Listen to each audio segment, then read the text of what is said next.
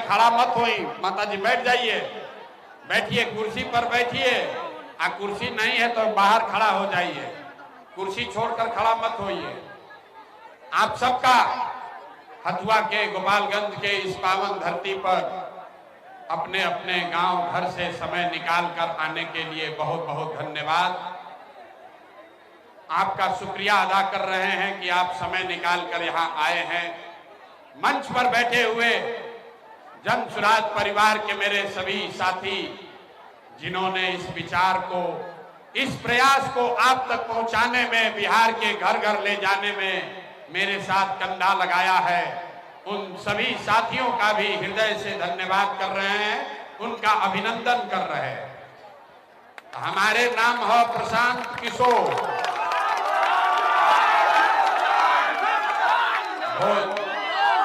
अब रुक जाओ, रुक जाओ। अब भोजपुरी में बोली कि हिंदी में? भोजपुरी में बोली कि हिंदी में? तो भैया अब चुप हो जाओ। तो हमारे नाम है प्रशांत किशोर और हम नेता ना हैं। रउआ सब आइल बानी जाए भाई, वो तख्ता बंद जाओ, नीचे करो, तख्ता उठाया हाथ में नीचे करो, पीछे के आदमी को नहीं दिख रहा, तख्ता नीचे करो। आना तो जिसका प्रत्याशी का उठाए हो उसी का जीवन बर्बाद हो जाएगा, नीचे करो। रउआ सब सोच के आइल बानी जा कि जा नेताजी अहन कोनो एगो नया दल बनल बा जन सुराज, और नेताजी कहन कि सब लोग मिलके स्कूल के बस्ता छाप पर वोट दे ही जा, तो हमने के आवल जाई जीत के तरह और काम कल जाई, हथुआ के लोग के, गोपालगंज के लोग के भला होई। तो ए भाई ई बात ऐसा भाषण तो रउआ 100 बार सुन ले बानी। जे नेता आवेला ये कहेला कि हमरा के वोट दो, हम आई तो तहार सब काम कर दे। तो भाई यहाँ वोट नहीं मांगा जाएगा, हम वोट ना मांगी। वोट काहे ना मांगी? ए भाई जीवन भर से तरवा वोट दे ही जाता नहीं। जे आईली है कहलस कि हमरा के वोट दे दो, हम आई तो तहार सब काम हो जाए। यही सुन सुन के आप जीवन भर से वोट दिए जा रहे हैं। पहले 40-45 बरस तक आपने कांग्रेस का राज बनाया, फिर 15 बरस गरीब के बेटा लालू जी के राजा बनावल गई। अभी 20 बरस से नीतीश बाबू कुर्सी पर बैठल बाड़न। दिल्ली में हमने आपने मोदी जी को भी जिताकर देख लिया। आपका हथुआ के लोगों का, गोपालगंज के लोगों का जीवन नहीं सुधरा। तब आई पालन कोनो प्रशांत किशोर रउआ हमार बात सुनब आ हमरा पर भरोसा करके हमरा के वोट दे, तो एकर का गारंटी बा कि जीतला के बाद हम रउआ संगे धोखा ना करो? ए भाई वोट से पहले तो सब बढ़िया बतियावेला, वोट के बाद राउर गर्दन काटेला। इसीलिए हम वोट नहीं मांगते हैं। आप लोग इतना कष्ट करके आए हैं, तभी 15-20 मिनट में एगो रास्ता रउआ के बताई, वो रास्ता को आप सीख लीजिए, तो फिर उसके बाद जिसको मन है उसको वोट दे दीजिए। वोट जेकरा के बुझाए ओकरा के दे दी, लेकिन जो रास्ता अभी सिखाई वैसे वोट दे, तो और कुछ हो या न हो, आपके लिए, आपके बच्चों के लिए बढ़िया रोजगार, पढ़ाई का व्यवस्था एजे गोपालगंज में, बिहार में हो। और अगर ना होके तो मुखिया जी के ना, विधायक, मंत्री, सांसद के ना, अपन बेटा, अपन भाई प्रशांत किशोर के गर्दन पकड़ ले। तब जकरा जकरा रास्ता सीखे के बाद 15 मिनट तक आपस में कोई बात ना करी, कोई नारा नहीं लगेगा, ताली नहीं बजेगी। अब भाषण हो गई खत्म, अब 15 मिनट में सबके रास्ता सीखे के पढ़ाई हो गई शुरू। आई जन बेना हाकत नहीं जा, बेना भी नहीं हाँकना है, गर्मी बर्दाश्त करे के बाद। यही गर्मी में आपका घर का सवांग, आपका बच्चा, आपका पति, आपका बेटा, भाई, भतीजा किसी फैक्ट्री में अपना हड्डी गला रहा है, ओइजा लड़का अपन हड्डी गलावत अड़सन, अपना पेट काटता है, 10 घंटा मेहनत करता है, कि घरे 6,000 8,000 भेजेंगे तो हमारा बाल बच्चा खाएगा। तो अगर अपना परिवार के गरीबी से निकाले के बाद तब 15 मिनट तक आपस में बात नहीं के करे के और कोई के बेना नहीं के हाके के गर्मी बर्दाश्त करी। अभी 15 मिनट में आपको अपने आंख के सामने दिखेगा कि आपके गरीबी का, बिहार के बदहाली का कारण क्या है और एकरा से निकले के रास्ता उपाय का बा। हम रास्ता बताई, अगर ठीक लागी तो उसको रास्ता को समझकर आगे बढ़िए और ना ठीक लागी तो जेकर झंडा लेके चलता नहीं वैसे चलत रही। अब सारे लोग सवाल का जवाब देंगे, हाँ या ना बोले के बाद जोर से, और जवाब देते समय हाथ उठावे के बाद। हाथ काहे उठावे के बाद? हथवे में सब खेला दम बारे भाई। यही हाथ से जेकरा के बटन दबा दे ओइये से राजा पैदा हो जाई है। तो हाथे में सब दम बा। सब आदमी जरा सोच कर बताइए, आपके गांव पंचायत में और कुछ हो या न हो, आपके लिए, आपके बच्चों के लिए बढ़िया पढ़ाई रोजगार का व्यवस्था होना चाहिए कि नहीं होना चाहिए? अथवा तो उठावे के पड़ी, लइकन के पीठ से बोरा हटावे के बाद हाथ पूरा उठाकर बोलिए, रोजगार पढ़ाई होना चाहिए कि नहीं होना चाहिए? होना चाहिए। अरे भाई, गोपालगंज के जनता, हथुआ के जनता कितना समझदार बा। रउआ खुद चाहे पढ़ल लिखल बानी की अनपढ़, आप हिंदू हैं या मुसलमान, अगड़े हैं या पिछड़े, गरीब हैं या अमीर, महिला है या पुरुष, युवा है या बुजुर्ग, सबने कहा कि न भैया और कुछ होके चाहे ना रोजगार पढ़ाई तो हो कहीं के चाहे। इतना बात तो सबके बुझा था। कौनो प्रशांत किशोर की जरूरत नहीं थे। हर आदमी को मालूम है अगर आपके लिए, आपके बच्चे के लिए रोजगार पढ़ाई हो जाओ तो कोई मुखिया बनस, कोई विधायक बने, लालू बने, नीतीश बने, मोदी बनस, प्रशांत किशोर बनस। अरे अगर आपके बच्चे के लिए पढ़ाई रोजगार हो जाएगा तो आपका जीवन सुधर जाएगा। ये बात तो पहले ही से सबके मालूम बा। तो अब देखी राउत बदहाली के कारण दिखावता नहीं। सब आदमी एक बार अपने अपने बच्चों का चेहरा याद कीजिए, अपन अपन लइकन के चेहरा याद कर लीजा और अपने बच्चों के नाम पर एक बार ईमानदारी से बताइए, अपना लइकन के नाम पर एक बार ईमानदारी से बताई, आप में से किसने जीवन में एक बार भी अपना बच्चा के लिए, अपना बच्चा के रोजगार पढ़ाई के लिए वोट दिया है?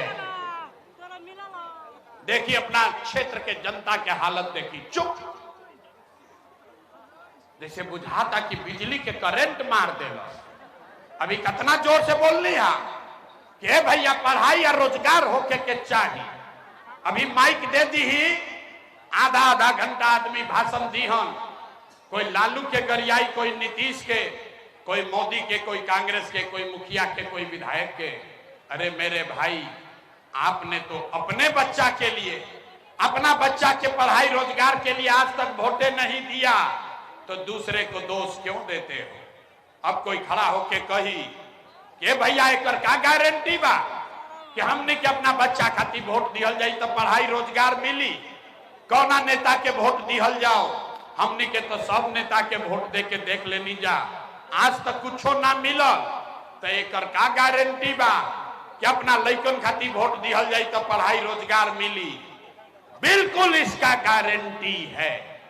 वोट जिसको देना है दीजिए, आपके बच्चे को रोजगार पढ़ाई मिलेगा ही मिलेगा।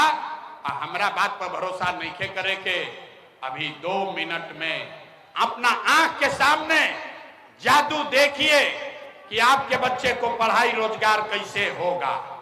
सब आदमी दूसरे सवाल का जवाब दीजिए, हाथ उठाकर बोलना है। आज तक आपने जिस नेता को भी वोट दिया, उन नेताओं ने आपका और आपके बच्चों का काम किया है कि नहीं किया है? नहीं किया है तो हाथवा उठा के बोले के बाद पीछे तक देखना चाहिए। हाथ उठाकर बोलिए, नेताओं ने आपका काम किया है कि नहीं किया है? जोर से बोलो भैया, किया है कि नहीं किया है? नहीं किया है ना। अब हाथ नीचे करी, पलटे के नहीं कि अब जादू देखी। अब 2 मिनट में जादू दिखी, रउआ अपना आंख के सामने दिखी कि रउआ रोजगार पढ़ाई लइकन के कैसे मिली। आपने कहा कि भैया आज तक जौना नेता के वोट देनी जा कोई हमनी के काम ना कैल, अब हम गिनवावे शुरू करत नहीं। सही बात बोलो तो सबके हाथ उठा के हाँ बोले के बाद, गलत बोलब तो ना बोल दे, बात खत्म होई। आ 2 मिनट में दिखी कि अब रउआ लइकर के रोजगार पढ़ाई कैसे मिली। पूरा बिहार में, गोपालगंज हथुआ में यहाँ आए बहुत सारे लोगों ने 5 किलो अनाज के लालच में मोदी जी को, भाजपा को वोट दिया है। तब बिहार में चाहे जितना चोरी भ्रष्टाचार बा, 1 किलो चोरी करके यहाँ के गरीबों को 4 किलो अनाज हर महीना मिल रहा है कि नहीं मिल रहा है? हथवा उठावे के बाद 4 किलो अनाज मिलता है कि नहीं क्या मिला? आपने हमने वोट दिया, हिंदू मुसलमान बन के सारा हिंदू लोग कहे कि भैया हमनी के दशा कुछो होके, हथुआ गोपालगंज के दशा कुछो हो, पहले अयोध्या में राम जी के मंदिर बने के चाहिए। तो आपके गांव में नाली गली नहीं बना, स्कूल अस्पताल नहीं हुआ, आपको इंदिरा आवास नहीं मिला, यहाँ गोपालगंज में फैक्ट्री नहीं लगी, लेकिन आपके वोट से अयोध्या में राम जी का मंदिर बना है कि नहीं बना है? आपने हमने वोट दिया, कई लोग वोट दिलन नीतीश कुमार के, लोग कहल ना मोदी के ना देव, लालू के वोट ना देव, हम नीतीश के वोट देव, हमरा पानी बिजली सड़क चाहिए। लालू जी के राज में रउआ गांव में बिजली पानी सड़क ना रहे, तो नीतीश के बिहार में इसी भ्रष्टाचार वाले राज में बिजली का बिल 1000 आए चाहे 2000, घरे घरे बिजली आया है कि नहीं आया है? हाथ उठाकर बोलना है, बिजली आया है कि नहीं आया है? तो 2 बार हिलाने पर क्या बोलते हो? हाथ उठाकर बोलो, बिजली आया है कि नहीं आया है? आपने हमने वोट दिया जाति के नाम पर, अपना जात के नेता के। बिहार में आदमी कहेला जी ही चाहे मर जाए अपना जाते वाला के वोट दे। तो भैया आपके जात के नेता ने आपके लिए, आपके बच्चों के लिए पढ़ाई रोजगार का बात नहीं किया, लेकिन जाति का बात और जाति का गिनती जनगणना पूरा बिहार में कराया है कि नहीं कराया है? आपने हमने वोट दिया सिलेंडर के लालच में, मोदी जी के सबे कहल कि अब सिलेंडरे पर खाना बनावल जाए। तो भैया सिलेंडर के दाम 1000 हो कि 1200, घरे घरे सिलेंडर बटाई बा कि नहीं के बटाई? आपने हमने वोट दिया मोदी का भाषण सुन के कि मोदी ने गुजरात में बड़ा विकास किया है। तो भैया मोदी गुजरात में तो विकास करत रह, पूरा देश का पैसा ले जाकर मोदी गुजरात के गांव गांव में फैक्ट्री लगा रहे हैं, और पूरा बिहार से, गोपालगंज हथुआ बरौली से राउर हमार लइका, राउर हमार घर के सवांग गुजरात में जाकर लोग नौकरी मजदूरी करतन जा कि नहीं गंजा कर। ए भाई तक कौना बात पर वोट देने की नाम मिलो? किस बात पर वोट दिए कि नहीं मिला? आपने अपने बच्चों के नाम पर कहा कि भैया जीवन में अपना लइकन के पढ़ाई रोजगार खातिर वोट ना देनी, इहे जादू दिखावे आइल बानी। बोइबा बबूल तो आम कहां से खाई? वोट दे 5 किलो अनाज खाती तो रोजगार कहां से भेटाई? आपने 5 किलो अनाज के लिए वोट दिया तो 4 किलो अनाज मिले लागल। आपने बिजली के लिए वोट दिया तो घरे घर बिजली आ गई। आपने अयोध्या में मंदिर के लिए वोट दिया तो अयोध्या में मंदिर बन गई। आपने सिलेंडर के लिए वोट दिया, घरे घर सिलेंडर बटा गई। आपने जाति के लिए वोट दिया तो घर घर जात के चर्चा गिनती हो गई। आपने गुजरात के विकास के लिए वोट दिया तो गुजरात के गांव गांव में फैक्ट्री लग गई। आपने अपने बच्चों के पढ़ाई रोजगार के लिए वोट नहीं दिया इसीलिए पूरा बिहार का बच्चा अनपढ़ और मजदूर बन गया। यही बात बताने आए। वोट वोट ना मांगी, यह जादू दिखावता नहीं। वोट जेकरा के भी देनी रहुआ, जौना बात खाती वोट देले बानी वो मिला था, लेकिन रहुआ अपना लइकन खाती जब वोटे नहीं की दे तो आपके बच्चों का भला कैसे होगा। गांव गांव जाके आज 3 बरस से गांव गांव जाके अपन घर परिवार छोड़ के 3 बरस से एक गो बात बतावता नहीं। करे मेरे भाई, अगर आप अपना और अपने बच्चों का चिंता नहीं करोगे तो दुनिया में कोई नेता कोई दल आपके बच्चे का चिंता नहीं करेगा। काहे करी भाई, जब रउआ अपन लड़का के चिंते नहीं थे तो प्रशांत किशोर लालू यादव नीतीश कुमार मोदी राउर चिंता काहे करी है। अब अभी रउआ के दिखाई राउर दुर्दशा के असली कारण, आ फिर गरीबी से निकले के वो रास्ता मंत्र सिखाई। 5 मिनट और सारे लोग सोचकर अंतिम सवाल का जवाब दीजिए। और कुछ हो या ना हो, आपको अपना और अपने बच्चों का चिंता है या नहीं है। अपना लइकन का हाथ नहीं के उठा, हाथ उठा कर बोलो, आपको अपने और अपने बच्चों की चिंता है कि नहीं है। जो खड़ा है उसको भी हाथ उठाना है। हाथ उठाओ, पूरा जोर से बोलो, है कि नहीं है कि नहीं है। जोर से बोलिए, है कि नहीं है। पूरा हथुआ के आदमी सबका सब झूठ बोल रहा, सब झूठ बोल रहे हो। कौनो नेता के दम नहीं थे कि आके कह देश की रउआ झूठ बोलता नहीं। हम कहते हैं भरी सभा में सबका सब झूठ बोले। आपने कहा कि भैया हमने के आपन आपन लइकन के चिंता बा। मेरे भाई, हम 3 बरिस से बिहार में घूमता नहीं। 5000 गांव में पैदल चल के गए, आज आपके इलाके में आए हैं। रास्ता में आज अगर 100 गो बच्चा मिला, 100 गो बच्चा आज भेटैलन, रउआ इलाका के गांव के रउआ जवार के अगर 100 बच्चा मिलल, आधा से ज्यादा आपके बच्चों के शरीर पर शुद्ध कपड़ा नहीं है। आप हमारे साथ गोपालगंज के हथुआ के किसी भी गांव में चलिए, ज्यादातर गांव में आपके बच्चों के पैर में, बूढ़ी महिलाओं के पैर में चप्पल भी नहीं है। लोग से पूछो तो नहीं, ये भाई अपनी का हाल कैले बड़ो, लड़का के कम से कम चप्पल काहे निकल खरीदो। लोग कहता, ये भैया इतना गरीबी बा, कहां से लड़का के कपड़ा पहनाई, कैसे चप्पल खरीदी, कैसे पढ़ाई, कैसे आगे बढ़ाई। तो मेरे भाई, जिन नेताओं ने आपका और आपके बच्चों का ये हाल कर दिया कि आपके बच्चे के शरीर पर कपड़ा नहीं, पैर में चप्पल नहीं, आपका बच्चा बीमार पड़ता है तो दवा डॉक्टर अस्पताल नहीं, वही नेता अभी 2 महीना के बाद यहाँ जब वोट मांगे तो जितना लोग हाथ उठाए थे, जितने लोग यहाँ आए हैं, ज्यादातर आदमी जाति के नाम पर हिंदू मुसलमान बन के 500 रुपया के लालच में मुर्गा भात खा के 2 गो पाउच पीकर लालू के डर से मोदी और मोदी के डर से लालू का नारा लगाकर अपने ही हाथ से उस नेता को बटन दबा के राजा बनाओगे। और यहाँ कहता है कि हमको बच्चा का बड़ा चिंता है। अरे भाई, अपना बच्चा के नाम पर झूठ बोल रहे हो तो आप नहीं भोगोगे, आपका बच्चा नहीं भोगेगा तो कौन भोगेगा। हम मीठा बात ना बोली, बिहार के आदमी के सुधरही के नहीं थे। हम गांव में चलीला, पूछते हैं भाई वोट केकरा के देले रहो, कहता है मोदी जी को। सुनी बिहार के दुर्दशा के कहानी। लोग से पूछे वोट किसको दिए, कहा मोदी जी को।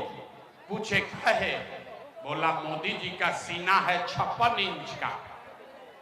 सुनी कहानी, कहा मोदी का सीना है 56 इंच के। पूछनी केकरा से का होई, बोला मोदी जी सब मियाँ जी लोग के मार के भगा दी हो, पाकिस्तान के 6 गो टुकड़ा कर दी हो। अरे मेरे भाई, हथुआ के गांव में बैठ के रउआ ई लौकता कि मोदी के सीना 50 इंच बाकी 56 इंच, लेकिन अपन लइकन के गोपालगंज हथुआ बरौली के लइकन के खैला बगैर सीना सिकुड़ा के 15 इंच भइल बा। ई रउआ नइखे लौकत रे भाई, तो कैसे सुधार हो? कैसे सुधार हो? कैसे सुधार हो? हमरा के बताई। आदमी कहता है भैया विकल्प ना रहे, अब रउआ आइल बानी, रउआ आगे आगे चली, जन सुराज आइल बा, हमने के सब आदमी रउआ के वोट दियल जाई, रउआ हमने के दशा सुधारी। हम आपको कैमरे पर कह रहे हैं, एगो प्रशांत किशोर के छोड़ी, अगर 10 गो प्रशांत किशोर आ जाइहन तब भी बिहार नहीं सुधर सकता है। जब तक आप लोग नहीं सुधरिएगा तब तक कोई बिहार को नहीं सुधारेगा, कोई सुधारिए ना सके। लइकन के चिंता का होला, रउआ देखी लालू जी से सीखी। लालू जी के अपन लइका के चिंता बा। लालू जी के लइका 9वां क्लास पास ना कैल, लेकिन लालू जी के चिंता बा कि हमार लइका बिहार के राजा बनो। ये बात कहता नहीं तो कुछ आदमी के बुझाता कि हम लालू जी के शिकायत करता नहीं ना। अरे भाई, हम तो लालू जी के तारीफ कर रहे हैं। लालू जी इतना अच्छा बाप बाड़न, लइका 9वां नहीं थे पास कैले, लेकिन चाहता हूं कि बिहार के राजा बन जाओ। रउआ अपन दशा देखी, राउर लइका मैट्रिक पास कर ले, आईए बीए कर लिया, उसको चपरासी का भी नौकरी नहीं मिला, लेकिन आपको उसका कोई चिंता नहीं। रउआ तो जात के झंडा उठा के मताइल बानी, घर के दलान में, खेत खलिहान में, चौक चौराहा पर, चाय के दुकान पर आदमी बतियावता कि लालू जीतिहन की नीतीश जीतिहन, मोदी जीतिहन की प्रशांत किशोर जीतिहन। अरे मेरे भाई, एक बार ये भी तो सोचो कि आपके बच्चे कब जीतेंगे। अपना बच्चन के भी तो चिंता कर ली। इसीलिए आपको अभी एक रास्ता बताएंगे, ये रास्ता सीख ली तब की हाली दिवाली छठ के बाद राउर गरीबी बदहाली कम होइबे करी। सब आदमी अब अभी देखी 15 मिनट पढ़ाई हो गई खत्म, अब देखा तनी कितना आदमी सीखल। सब आदमी सोचकर रास्ता याद कीजिए। अगली बार जब वोट देने जाइए, जरा के मन होके ओकरा के वोट दी जा, लेकिन वोट देते समय एक बात याद रखे के बाद कि जिन नेताओं ने बिहार को लूटा है, जिन नेताओं ने आपके बच्चों का ये दुर्दशा किया है, आपके पेट पर लात मारा है, आपके बच्चों को अनपढ़ मजदूर बनाया है, वो नेता चाहे आपके जाति का हो या धर्म का, दल का हो या गांव का, उसको वोट नहीं देना है। तो एक बार जकरा जकरा ये बात बुझाई लोग के हाथ उठाई जा पीछे तक, सारे लोग को हाथ उठाना है। जकरा जकरा ये बात बुझाई बा सब आदमी हाथ उठाकर बोलिए, जिन नेताओं ने बिहार को लूटा है उसको वोट देना है कि नहीं देना है? जोर से बोलो भैया, देना है कि नहीं देना है? आपके जाति का होगा, दीजिएगा कि नहीं दीजिएगा? हिंदू मुसलमान करी हम देव कि ना दे, और लाके 1-2 हजार रुपया देगा, दीजिएगा कि नहीं दीजिएगा? अरे हम तो जननी है कि जाके आदमी समझदार बाड़ा, 1000-2 हजार रुपया दीहन नेताजी, तो पैसा लेबे के बाद काहे लेबे के बाद समझो। ए रुको, क्यों लेना है समझिए। 5 बरस आप बताइए, 5 बरिस राशन कार्ड बनावे में हमनी से घूस ले बड़ा सन कि नहीं खसन ले? राशन कार्ड बनाने में घूस लिया है कि नहीं लिया है? जाति प्रमाण पत्र बनाने में पैसा लगता है कि नहीं लगता है? हाथ उठाकर बोलिए, जाति प्रमाण पत्र बनाने में पैसा लगा है कि नहीं लगा है? बिजली का बिल ज्यादा और गलत आ रहा है कि नहीं आ रहा है? थाना में पुलिस वाला आपसे घूस लेता है कि नहीं लेता है? हाथ उठाकर बोलो भैया, थाना में घूस लागता कि नहीं क्या लागा? हथुआ के गांव गांव में 100 रुपया के शराब 200 रुपया 300 रुपया में बिक रहा है कि नहीं बिक रहा है? सब महिला लोग हाथ उठा के बोली, शराब बेचाता कि नहीं क्या बेचा? ब्लॉक में सीओ वीडियो जमीन के दाखिल खारिज के नाम पर, रसीद काटने के नाम पर लूट रहा है कि नहीं लूट रहा है? पटना में आपके बच्चों के शरीर पर नीतीश कुमार लाठी चलवाया है कि नहीं चलवाया है? अरे भाई, तो 5 बरिस हमनिए से लूट के पैसवा जमा कैले बारा सन, वही में से लाके 500,000 चुनाव के समय दिह सन, तो अपने पैसवा ले लेवे के बाद। लेकिन पैसा लेने के बाद एक मंत्र याद करना है। अब ये मंत्र सिखाई, गरीबी से निकलने का मंत्र। सब आदमी इस मंत्र को याद कीजिए, एक बार जीवन में संकल्प लीजिए, इस बार वोट, जीवन में एक बार वोट, किसी नेता के लिए नहीं, किसी दल के लिए नहीं, अपने जात के लिए नहीं, नाली गली के लिए नहीं, हिंदू मुसलमान के लिए नहीं, 5 किलो अनाज के लिए नहीं, मंदिर मस्जिद के लिए नहीं, लालू नीतीश मोदी प्रशांत किशोर के लिए नहीं। जीवन में एक बार संकल्प लीजिए, इस बार वोट, जीवन में एक बार वोट सबको अपने अपने बच्चों के लिए देना है, अपने बच्चों के पढ़ाई और रोजगार के लिए देना है। ताली बजावे से ना हो, पहले कहले बानी ताली नहीं क्या बजावे के। अब हाथ उठाकर सारे लोग जो सहमत हैं हाथ उठाइए और हाथ उठाकर संकल्प लीजिए, अगली बार वोट अपने बच्चों के लिए देना है कि नहीं देना है? जोर से बोलिए, अपने बच्चों के लिए वोट देना है कि नहीं देना है? देना है। हाथ नीचे कीजिए। आधा आदमी के ना बुझाई कि बच्चा के वोट देवे से का होई, अभी जादू देखी का होई। आपने मोदी का चेहरा देखकर वोट दिया तो चाय बेचे वाला मोदी देश के राजा हो गई।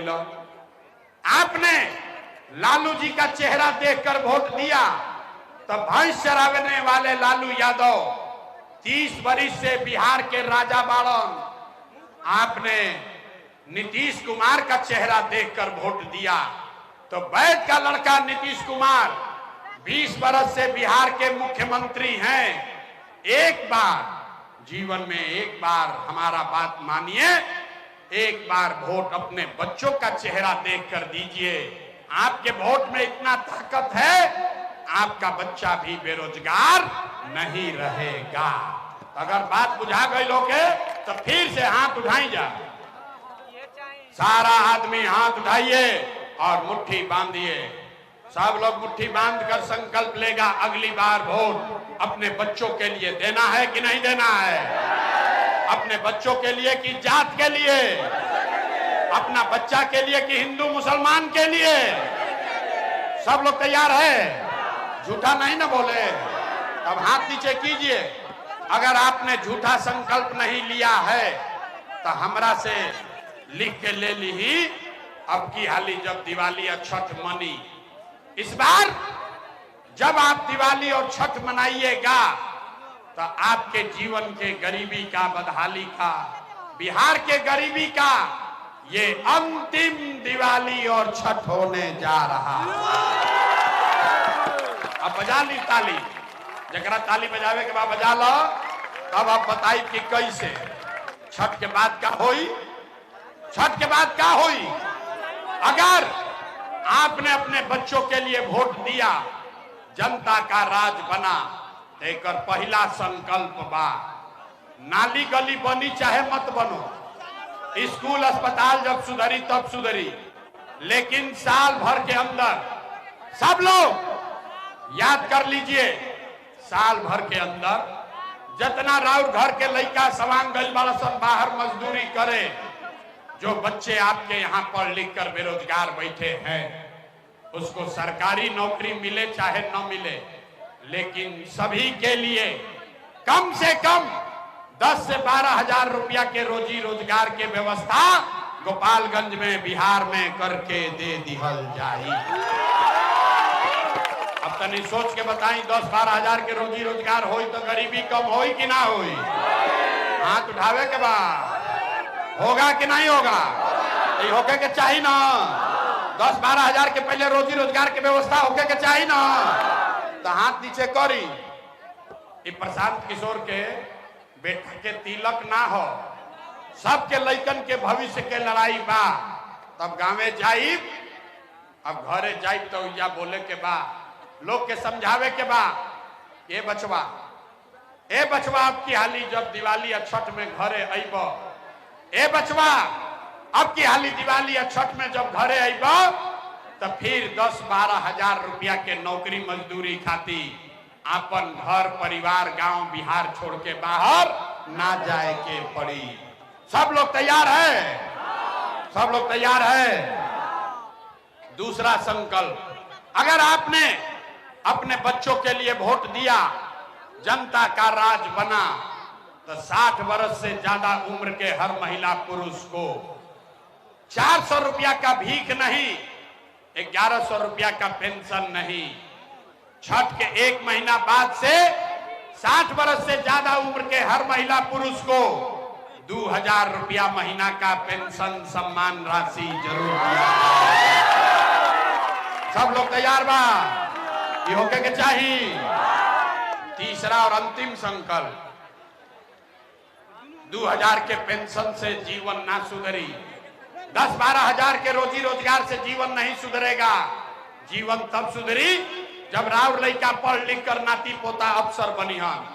आज गरीब का लड़का जाता है पढ़ने, वो पढ़त नहीं थे, खिचड़ी खैलस घरे चल आई। तय भाई कि अगर आपने अपने बच्चों के पढ़ाई रोजगार के लिए वोट दिया, तो छठ के बाद जब तक रहुआ गांव में सरकारी विद्यालय ना सुधरी, आप अपने बच्चा को प्राइवेट में अंग्रेजी स्कूल में नाम लिखवाइए, और आपके बच्चे का स्कूल का फीस सरकार के ओर से दिया जाएगा, ताकि गरीब से गरीब का बच्चा भी अंग्रेजी स्कूल में पढ़ सके। ओके के चाहिए? हाथ उठाकर बोलो होना चाहिए। सबके बात बुझाता? तो अभी परीक्षा ले लेता नहीं, हाथ नीचे करी।